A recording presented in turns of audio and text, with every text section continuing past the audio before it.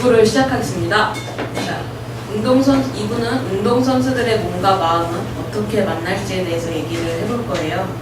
몸과 마음을 연결하는 운동선수들의 소통 방법을 주제로 얘기해 볼 것 같아요.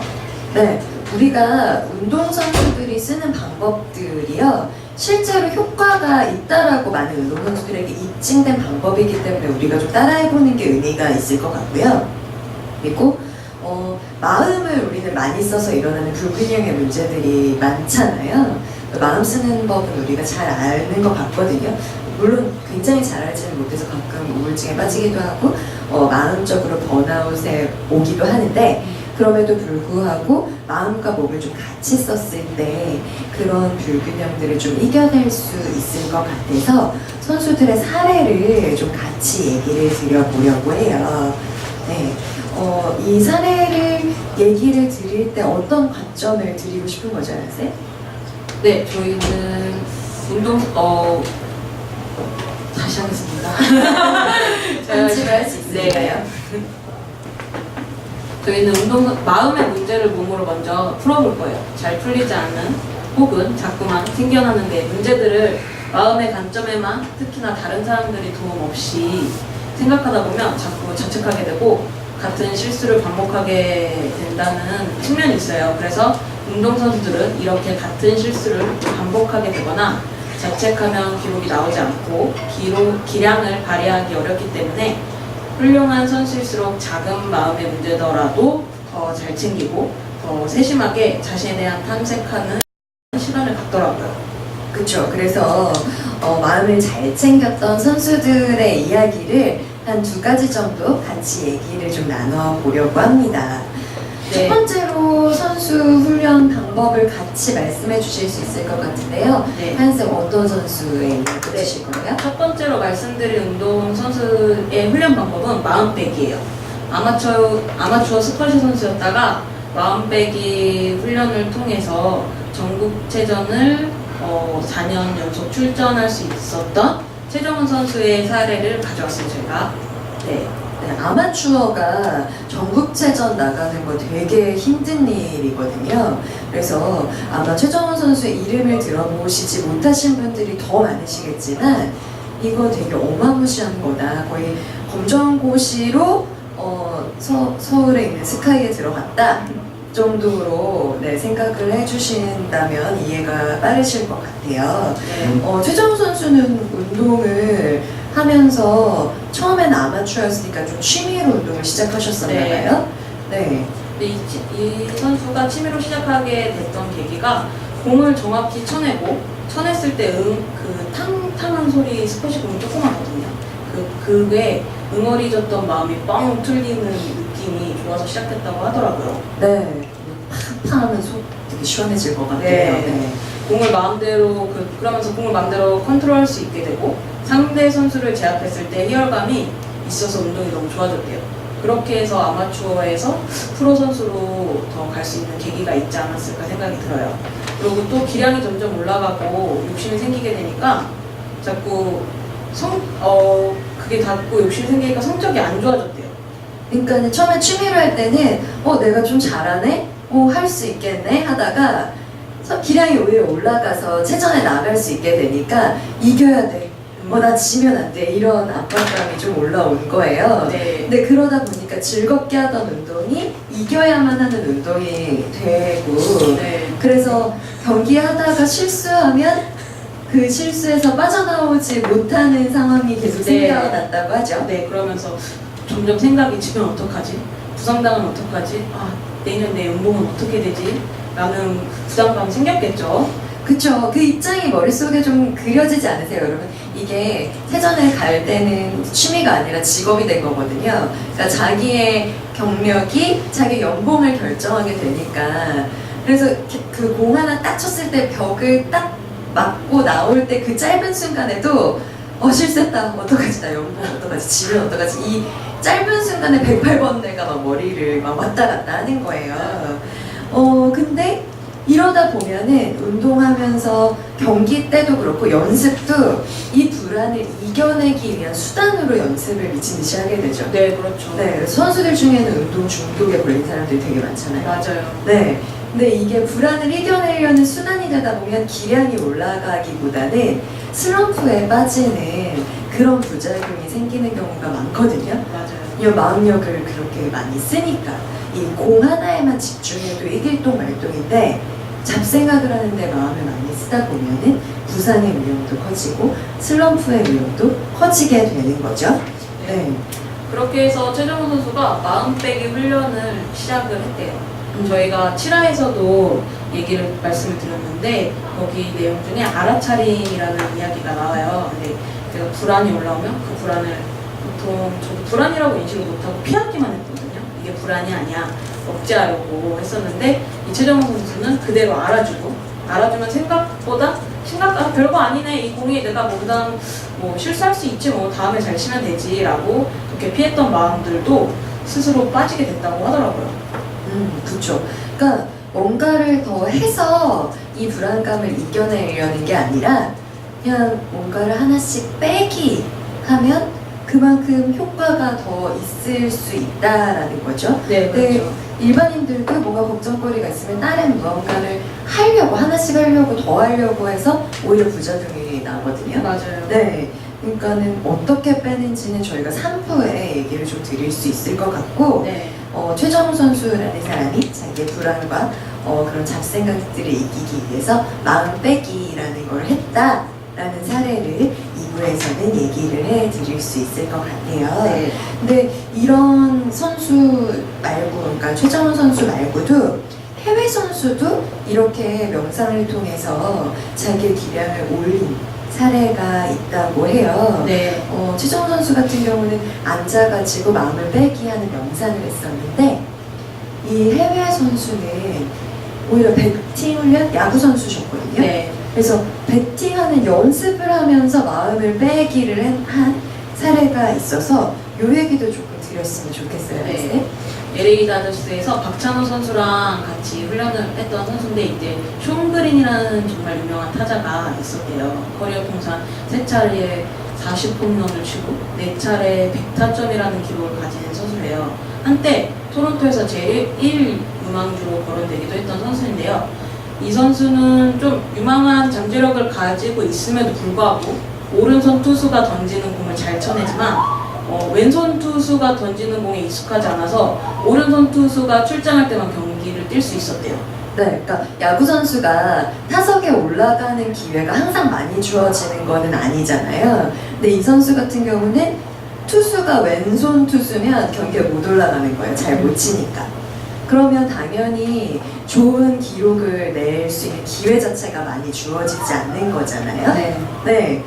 근데 이거는 기질이니까 네. 연습을 많이 해도 안 되는 부분이 있을 거고, 그래서 뭔가 이렇게 본인의 좀 핸디캡을 가지고 있는 선수였는데, 그러면은 감독이랑 코치랑 좀 호흡이 잘 맞아서 자기 기량을 좀 올릴 수 있으면 좋겠지만, 그래서 왼손 투수가 던지는 공을 잘 칠 수 있게 되거나, 아니면 코치가 뭔가 이 사람을 밀어줄 수 있는 기회를 많이 만들어 주거나 해야 되는데, 이 선수가 약간 좀 개성이 강한 선수였었나 봐요. 네. 그래서 감독이랑 타격 코치랑도 성격이 굉장히 안 맞았었다고 해요.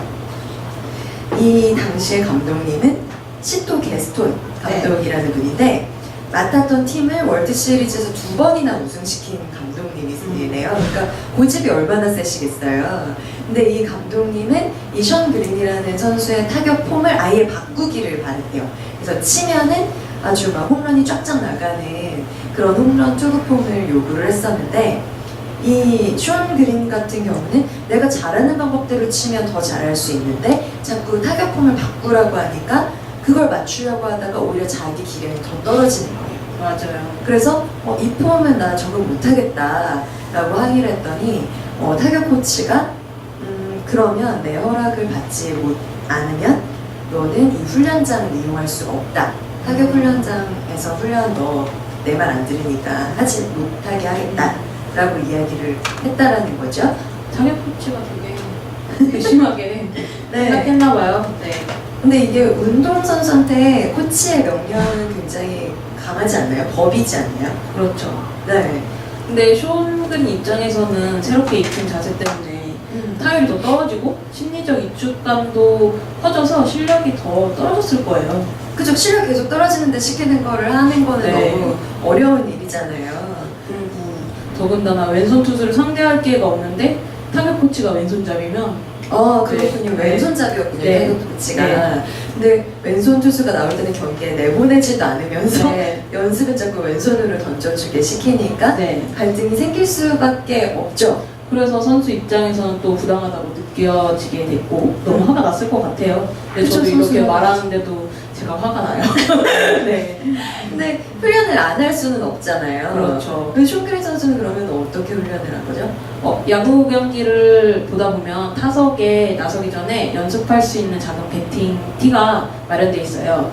쇼는 거기서밖에 타격 훈련을 할 수 없어서 할 수 있는 장소가 그 장소밖에 없었대요. 그 배팅티라는 데가 어디냐면은 타자가 바로 방망이를 잡고 공을 치려면 몸도 준비를 해야 되니까 자기 차례 나가기 전에 몇 번 배트 휘두르는 스윙 연습하고 나올 수 있게 하는 되게 조그만한 공간이 배팅티거든요. 네, 근데 거기 서가지고 계속 스윙 훈련을 맞아요. 공 던져주는 사람이 없잖아요. 네, 그래서 그냥 홀로 고독하게 스윙 훈련을 할 수밖에 없었대요. 네, 그래서 처음에는 거기서 스윙 훈련을 하는데 숀그린 선수에는 머릿속에 5만 가지 생각이 들었겠죠. 그쵸. 네. 자기는 일단은 훈련 장소에서 훈련 못하고 혼자 뭐 낙동강 오리알처럼 배팅을 외롭게 흔드는 거죠. 맞아요. 네, 근데 이 사람은 프로니까 나 감독이랑 코치랑 갈등 생겼는데 잘리는 거 아니야? 이런 생각 들 수 있었겠고. 맞아요. 그쵸. 또 어떤 생각 들 수 있을까요?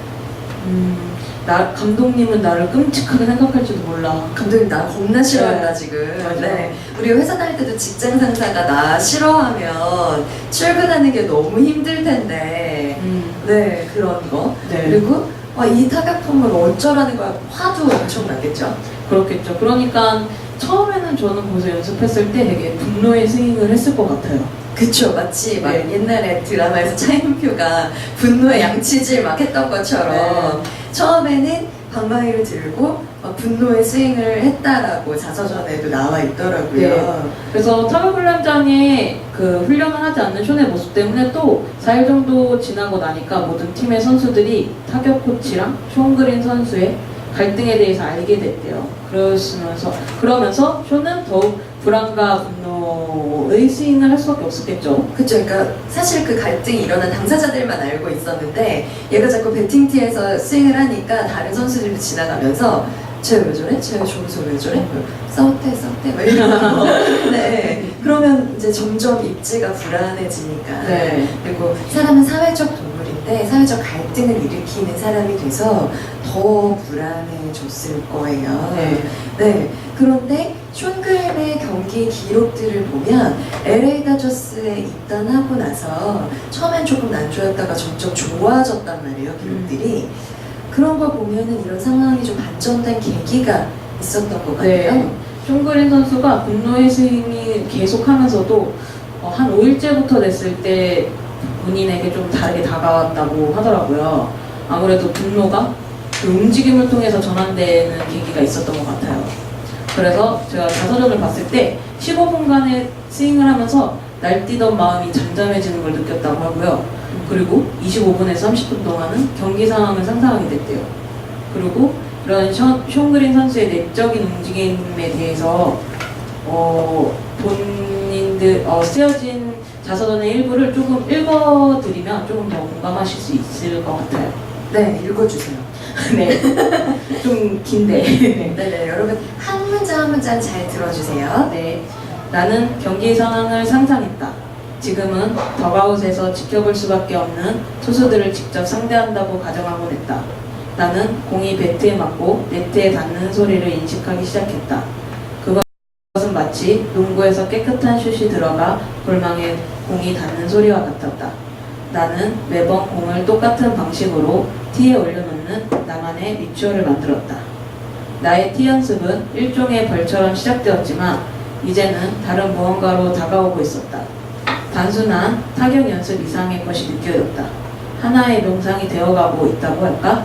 네, 그러니까 이게 무슨 말이냐면 이 선수가 스윙 연습을 하면서 처음에는 되게 분노한 거예요. 그런데 분노한 마음이 한 15분 정도 스윙을 하다 보면 평정심이 생기고 그때부터는 진짜 경기가 진행되는 자기의 모습을 상상하면서 이미지 트레이닝과 신체 훈련을 같이 하게 된 거예요. 맞아요. 그게 자기의 리추얼이 된 거죠. 네. 그러니까 너무 화가 나고 연습이 안 될 때 오히려 거기 가서 배팅을 휘두르면 내가 평정심이 생기는 명상을 한 거예요. 연습을 하면서. 이게 저는 이런 거, 이 존 그린의 마음을 어떻게 이해했냐면 부부싸움을 해요. 그러면 처음에 분노가 미친 듯이 올라와요. 그러면 저는 조용히 부엌으로 가서 씻어놨던 그릇들을 다시 설거지통에 놓거든요. 그리고 한 5분 정도는 분노에 비누칠을 해요. 네, 세제를 막 문질러서 그릇을 막 문질러요. 그러면 처음에는 되게 화가 나다가 점점 그릇이 씻어지면서 이제 가면 다시 남편 얼굴 보면 어떤 얘기를 해야지, 그럼 어떤 눈빛으로 나를 보겠지, 어떻게 이야기를 하면 내가 화나지 않게 대응을 할 수 있겠지, 이런 생각을 하다가 그릇이 깨끗해지니까 기분이 좋고, 그리고 또 남편이랑도 잘 화해할 수 있게 되고, 저는 일종의 설거지가 저만의 리추얼이거든요. 네, 그러니까 뭔가 일반 사람들이 명상할 때 시간을 잡고 자리를 잡아서 눈을 감고 해야지만 명상을 할 수 있는 것이 아니라 어떤 행동, 내가 생산적이라고 느껴지는 행동을 하면서 일단 내 마음이 조금 가라앉고 나면 그때부터는 나에게 도움이 되는 생각으로 전환을 할 수 있을 것 같아요. 네, 그래서 명상은 앉아서만 할 수 있는 것이 아니다라는 걸 촌그린의 사례로 볼 수 있을 것 같은데, 촌그린이 이렇게 명상을 잘할 수 있었던 이유도 네. 있을 것 같아요, 사연쌤. 네, 초는 벌써 스윙 연습을 하면서 타격을 더 잘해야 돼, 타율을 더 올려야 돼 하는 생각 없이 스윙하는 명상에 집중을 했다고 해요. 물론 프로 선수로서 기록이랑 연봉과 생계를 좌지우지 하잖아요. 그게 되게 중요한 지표고, 그런데 그런 생각들에 사로잡히게 되지 않게 오히려 분노의 스윙으로 시작해서 스스로를 스윙 속에서 다잡게 된 거죠. 그쵸, 오히려 분노 속에 사로잡혀서 다른 잡생각을 못했기 때문에 이 네. 명상이 가능했던 것 같기도 한데, 네, 우리가 뭔가 잘하고 싶을 때 잘해야 돼, 이건 절대 실수하면 안 돼 라고 생각하고 연습하면 안 되는 거예요. 그냥 그 행동 자체에 집중을 해야 명상을 할 수 있다라는 네. 것도 팁일 수 있을 것 같아요. 네, 여기에 대해서 숀 그린 선수의 회고가 있죠. 이걸 좀 예린쌤이 읽어주시면 좋을 것 네네네. 같아요. 그 회고를 제가 읽어드릴 텐데 눈으로 보면서 여러분도 같이 눈으로 읽어주시고 제가 말씀으로 읽어드리려고 스크린에도 준비를 해왔어요. 천천히 한번 읽어볼게요. 나는 영적인 탐구를 갈망하고 있었지만 야구 시즌에는 배트를 휘두르는 것이 우선이었다. 그것은 생계이기 때문이다. 지금까지 이 두세 개는 완전히 합쳐지지 못했다. 배팅티 연습의 명상적인 효과와 기타 부수적인 영향에는 타격이 보다 잘 된다는 것 이상의 미묘한 무언가가 있었다. 내 안에는 어떤 것에도 영향받지 않는 침묵이 서서히 자라났다. 그것은 마치 과일나무의 뿌리가 땅 밑에서 서서히 퍼져나가는 것과 같았다. 네, 이게 자서전이거든요. 그러니까 우리가 생계를 위해서 하는 행동들 때문에 나는 나의 영적인 추구를 못한다 라고 생각할 수도 있고, 네. 또 영적인 추구와 생계를 위해서 하는 행동은 괴리가 있다라고 생각할 수 있는데, 숀그린은 이 두 개의 세계를 하나로 통합한 작업을 했던 것 같아요. 네, 그러면서 선수로서 갖는 압박감이랑 은혜랑 초조 뭐 이런 불안 같은 것들을 날려보내지 않았나 네. 생각이 들어요. 그쵸. 이게 또 마음 챙김의 하나의 메시지일 수도 있을 것 같죠. 네. 우리가 진정으로 원하는 것은 우리를 경제적으로도 풍요롭게 해줄 수 있고 마음적으로도 풍요롭게 해줄 수 있는데, 그 진정으로 원한다에서 우리 마음이 균형이 깨져버리면 경제적인 것들만 막 찾아서 달려갈 수도 있고 영적인 것 쪽으로만 달려갈 수도 있는 거죠. 그렇죠. 사실 하는 행위 자체는 큰 다른 없지만 그 행위를 하면서 어떤 마음을 가질 것이냐가 좀 중요한 부분인 것 같아요. 네. 네, 그리고 이런 우리가 밸런스를 찾기 위해서는 이렇게 일정한 행동들의 루틴을 몸과 마음을 챙기는 방식으로 같이 가져갈 수 있을 때 네. 슈그린 선수처럼 어떤 것에도 영향받지 않는 평정심을 얻을 수 있을 것 같다라는 생각이 듭니다. 네, 그럼 저희 3부에서 선수들이 훈련했던 방법을 실생활에 한번 접목해볼까요? 네, 그래 보죠. 자, 3부로 넘어가도록 하겠습니다.